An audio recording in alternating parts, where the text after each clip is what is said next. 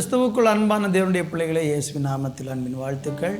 நன்மை கிருபையும் நாள்தோறும் என்கிற இந்த நிகழ்ச்சியில் உங்களை சந்திப்பதிலே மகிழ்ச்சி அடைகிறேன். இந்த நிகழ்ச்சி உங்களுக்கு எவ்வளவாய் ஆசீர்வாதமாக இருக்கிறது என்று நீங்கள் எங்களுக்கு தெரியப்படுத்துங்கள். கமெண்ட்ஸில் நீங்கள் சொல்லுங்கள், ஆண்டவர் உங்களோடு கூட எப்படி இடைபடுகிறார் என்று. உங்களுக்காக நாங்கள் தொடர்ந்து ஜெபிக்கிறோம். உங்களுடைய ஜெப குறிப்பை எங்களுக்கு தெரியப்படுத்துங்கள். கர்த்தர் உங்களை ஆசீர்வதிப்பார். ஒரு பாடலை பாடுவோம்.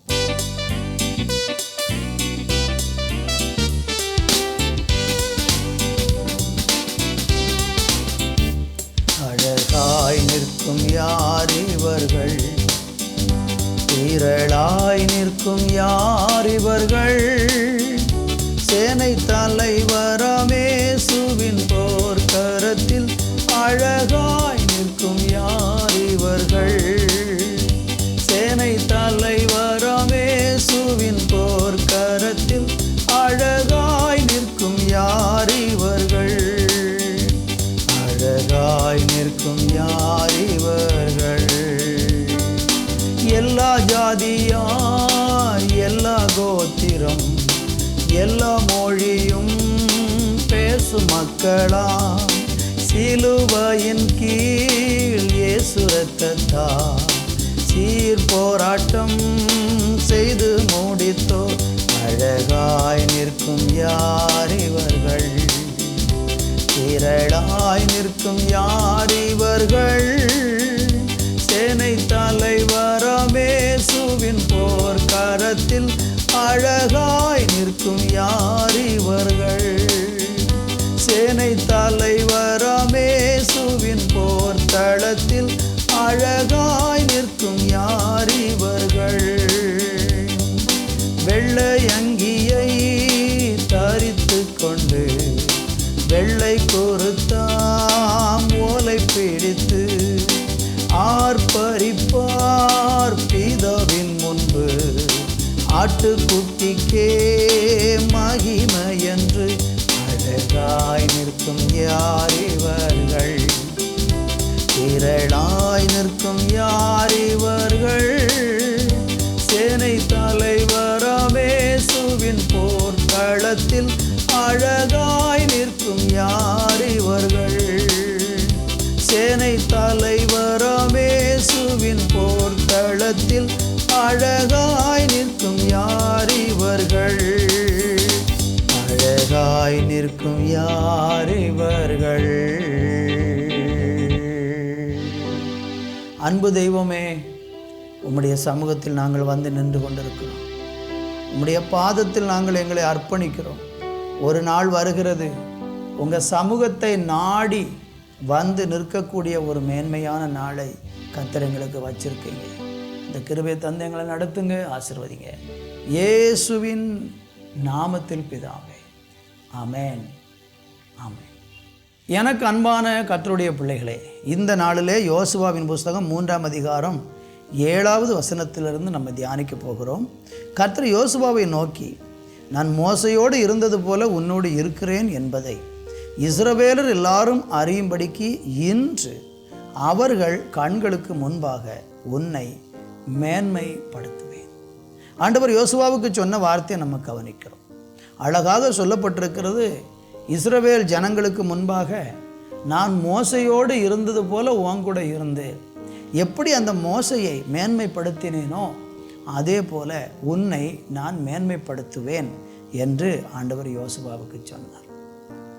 இன்றைக்கு இந்த நாளிலும் கூட கர்த்தர் உங்களுக்கு சொல்லக்கூடிய ஒரு வார்த்தை என்னன்னா, உங்களை அவர் மேன்மைப்படுத்துவேன் என்று வாக்கு பண்ணுகிறார். விசுவாசிக்க முடியுமா உங்களால்? என் வாழ்க்கையில் மேன்மையே இல்லையே, நான் மேன்மையை அடைவதற்கு என்ன செய்வது என்று நீங்கள் கலங்கலாம். ஆனால் ஆண்டவர் சொன்ன வார்த்தையை அவர் நிறைவேற்றுவார். 4ஆம் அதிகாரம் 14வது வசனத்தில் படிக்கும்போது, அந்நாளிலே கர்த்தர் யோசுவாவை சகல இஸ்ரவேலரின் கண்களுக்கு முன்பாகவும் மேன்மைப்படுத்தினார். அவர்கள் மோசைக்கு பயந்திருந்தது போல அவனுக்கும் அவன் உயிரோடு இருக்க நாளெல்லாம் பயந்திருந்தார்கள். பார்த்தீங்களா, சொன்னதை அப்படியே நிறைவேற்றிட்டார். நான் மோசையோடு கூட இருந்து எப்படி நடத்தணும்னு அது மாதிரி ஒன்றை நான் மேன்மைப்படுத்துவேன்னு சொன்ன தெய்வம் அப்படியே யோசுவாவை அந்த ஜனங்களுக்கு முன்னால் மேன்மைப்படுத்தினார். உங்களுக்கு இன்றைக்கி ஒரு மேன்மை வேணுமா? வாழ்க்கையில் அப்படியே இருந்த இடத்துல அப்படியே இருக்கிறீங்க. எந்த ஒரு மேன்மையும் வரல. இன்னும் தரித்திரம் அடைந்துக்கிட்டே இருக்கிறீங்க, இன்னும் வியாதிப்பட்டுக்கிட்டே இருக்கிறீங்க, இன்னும் கீழே தான் போய்கொண்டிருக்கிறீங்க, மேலேறி வர முடியலை. எனக்கு மேன்மை வருமா என்று நீங்கள் கேட்கலாம். சிலருக்குள்ள எனக்கு ஏன் மேன்மை இல்லை என்கிற ஒரு கேள்வியும் கூட இருக்கிறது. ஆதியாகம புஸ்தகம் 4ஆம் அதிகாரத்தில் 14வது வசனத்தில் நீங்கள் படித்து பார்த்தீங்கன்னா, ஒரு மனுஷனுடைய வாழ்க்கையில் மேன்மை வராமல் இருப்பதற்கு காரணம் என்ன என்பதை இங்கே வேதம் நமக்கு கற்றுக் கொடுக்கிறது. அங்கே சொல்லப்பட்டிருக்கிற வசனத்தை வாசிக்கிறேன். நீ நன்மை செய்தால் மேன்மை இல்லையோ, நீ நன்மை செய்யாதிருந்தால் பாவம் வாசப்படியில் படுத்திருக்கும், அவன் ஆசை உன்னை பற்றியிருக்கும், நீ அவனை ஆண்டு கொள்ளுவாய் என்றார். நன்மை செய்தால் மேன்மை இல்லையோ? இன்றைக்கு ஏன் நம்ம வாழ்க்கையில் மேன்மை இல்லை? ஏன் உங்கள் குடும்பத்தில் மேன்மை இல்லை? ஏன் உங்கள் வாழ்க்கையில் உங்களால் மேன்மை அடைய முடியல? குழப்பமாக இருக்குதா? எனக்கு மட்டும் மேன்மை இல்லை, எல்லாரும் மேன்மையாக இருக்கிறாங்க, என்னால் ஆசீர்வாதமாக இருக்க முடியலைன்னு கலங்கி இருக்கிறீங்களா? உங்கள் வாழ்க்கையில் நன்மை செய்தால் மாத்திரம்தான் மேன்மை கிடைக்கும் என்று சொல்லப்படும். காயினும் ஆபேலையும் குறித்து பார்க்கிறோம். இந்த காயின் என்ன செய்கிறான் என்றால், ஆபேல் என்கிற அவனுடைய சகோதரனை கொலை செய்து போடுகிறான். அவன்கிட்ட நன்மை இல்லை, அதனால் அவனுக்கு மேன்மை கிடைக்கவில்லை. மாத்திரமல்ல, அவன் காயினுடைய காணிக்கையை கர்த்தர் ஏற்றுக்கொள்ளாமல் ஆபேலுடைய காணிக்கையை ஏற்றுக்கொண்டார். அவனுக்கு ரொம்ப கோபம் வந்து விட்டது. என்னுடைய காணிக்கையை கர்த்தர் ஏற்றுக்கிடலை, ஆனால் ஆபேலுடைய காணிக்கையை ஏற்றுக்கொண்டாருன்னு சொல்லி அவன் மேலே ஒரு பயங்கரமான கோபம் ஏற்பட்டது. அவன் சகோதரனை கொன்று போட்டான். காரணம் என்னென்னா, அவன் உள்ளத்துக்குள்ளே அவன் சகோதரன் மேலே அவனுக்கு ஒரு கசப்பும் ஒரு வைராக்கியமும் இருந்து கொண்டே இருந்தது. அதனால் அவனுக்கு மேன்மை கிடைக்காமல் போய்விட்டது. உங்கள் வாழ்க்கையில் இன்றைக்கி யார் மேலேயும் கோபம், வைராக்கியம், கசப்பு, சிலர் மேலே பொறாமை, இதெல்லாம் இருந்தால் உங்களுக்கு மேன்மை வரவே வராது. மேன்மை வருவதற்கு ஆண்டவர் அழகாக ஒரு வார்த்தை சொல்லுகிறார்.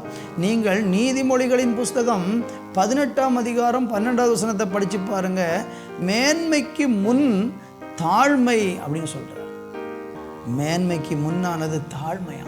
நீங்கள் தாழ்த்தி பாருங்கள், உங்களுக்கு மேன்மை வந்துடும். நீங்கள் யார் மேன்மை அடையணும்னு நினைக்கிறவங்க தாழ்த்தணும். மற்றவங்க மேலே கசப்பு, பொறாமை, கோபம், வைராக்கியத்தை வைத்து கொண்டே இருக்காமல் தாழ்த்துங்க. மன்னிப்பு கேட்க வேண்டியவங்கள்ட்ட மன்னிப்பு கேளுங்க. உங்கள் சகோதரனை நீங்கள் பகைக்காமல் இருந்து பாருங்கள். எல்லாரையும் நேசித்து பழகுங்க. யாருக்காகிலும் ஒரு மேன்மை வந்துட்டு என்றால் நீங்கள் பொறாமைப்பட வேண்டாம். நீங்கள் பொறாமைப்படுறதுனால உங்கள் மேன்மை நீங்கள் இழந்து போயிடுவீங்க. சிலர் அங்கீகரிக்கப்பட்டு ஆசீர்வதிக்கப்படும் போது, ஆபேல் ஆசீர்வதிக்கப்பட்ட போது காயினுக்கு பொறாமை ஏற்பட்டது போல வர வேண்டாம். அப்படி வந்தால் நம்முடைய மேன்மையை நம்ம இழந்து போய்விடுவோம்.